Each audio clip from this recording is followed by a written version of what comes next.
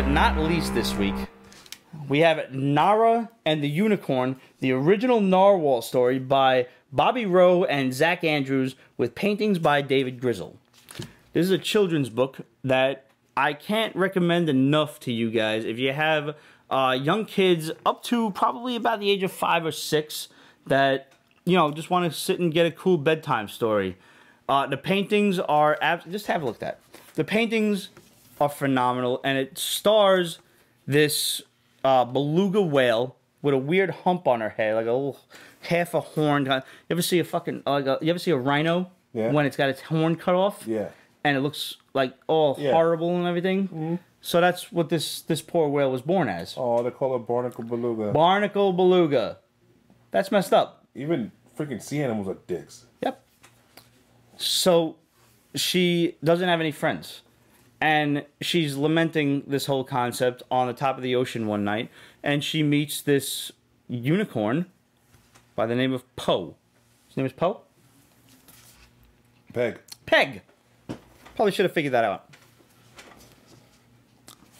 So she meets this unicorn by the name of Peg. And they become fast friends. And he tells her, you know, you're unique.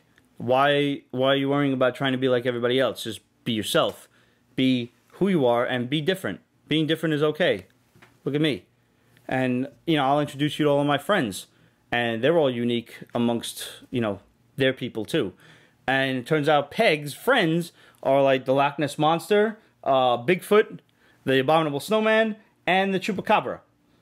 Who I find very funny as the, you know, the dog creature in this whole story. Because I just imagine, do you remember, I think it was All Dogs Go to Heaven, okay? Let's go back to the 80s for a second. Somebody asked where can you get this book.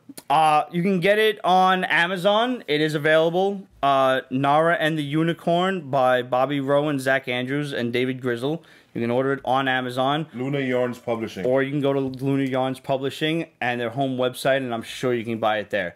It's really beautifully painted. And I'm sorry, I have to go back to this. Like, I just imagine, like, there's no actual aspect of all of these creatures hanging out and having fun together. But just imagine all of these serene and ancient creatures and the Chupacabra. It's going to be like the Chihuahua in the group. Like, hey, dude, what do you want to do today? What do you want to do? You want to get some chimichangas? Let's watch Netflix. Ha! Like, I just imagine it being very hyperactive, much like the Chihuahua was in All Dogs Go to Heaven, who, if I could just draw you guys back, where he's smoking a cigar, he's like drinking his whiskey. He's like, if this is torture, chain me to the wall. That's how I picture the Chupacabra in this story. Oh, Jesus. He's awesome. So, this story, while for kids, is very 80s. Like, you could tell the guys are from the 80s. Yeah. Because there's a very sad moment in the story. I don't want to spoil it for you guys, but since it's just a children's book, and I don't think children should be watching the Pete's Basement Show, I'll tell you. Peg passes on. And when he does, he leaves Narah all alone. Now I have no friends anymore. I have your friends. I don't have really any friends anymore. You were my best friend. Now you're gone. And he bequeaths to her his horn. And she takes the horn down to this old treasure chest. And she's going to put it there and leave it there. And she meets this ancient octopus who's like, you shouldn't do that. Why are you just leaving that gift there? That was given to you for a reason. And she's like, well, I treasure it and I treasure our friendship, so I'm going to leave it in a treasure chest.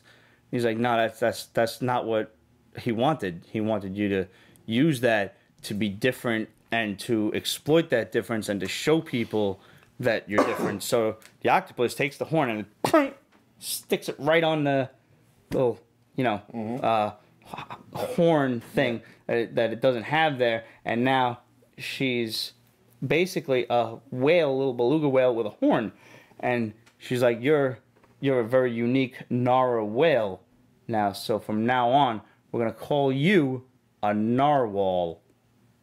A Narwhal. And if y'all don't know what a Narwhal is, Google that. Just take a moment, Google that, because it's a very fascinating creature. It's basically a unicorn fish. It is a unicorn mammal whale. It is a very strange creature, and it's awesome. And Narah uses her newfound horn to free a sea turtle from a fishing net and to help other sea creatures along her way. And she realizes that being unique is cool and being different is cool. And I'm, the only one of it's a narwhal, man. You ever hear that internet song? Narwhals, narwhals living in the ocean. If you haven't, you should Google that. It's awesome. Google needs to pay us.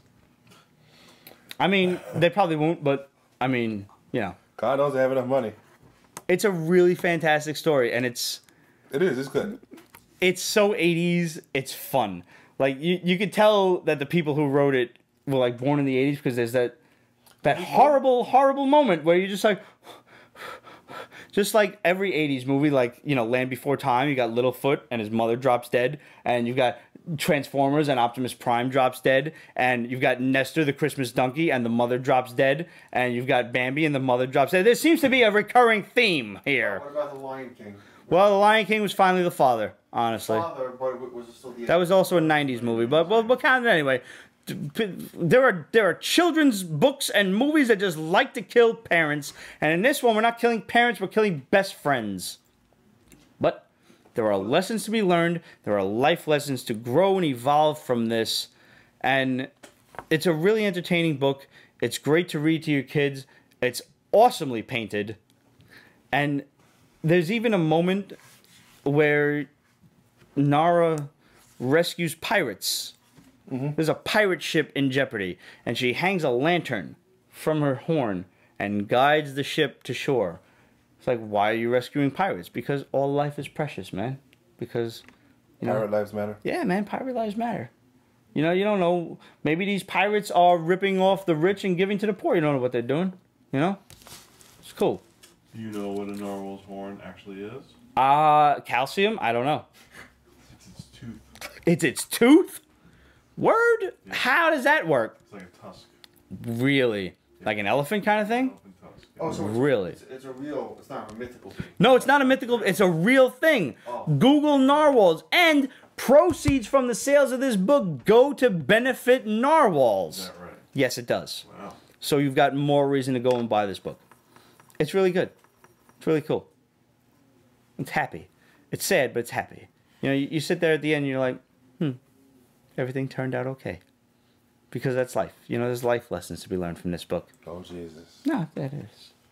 That's Pete's Basement for you. Sometimes we teach life lessons. And now Sometimes you know. we do.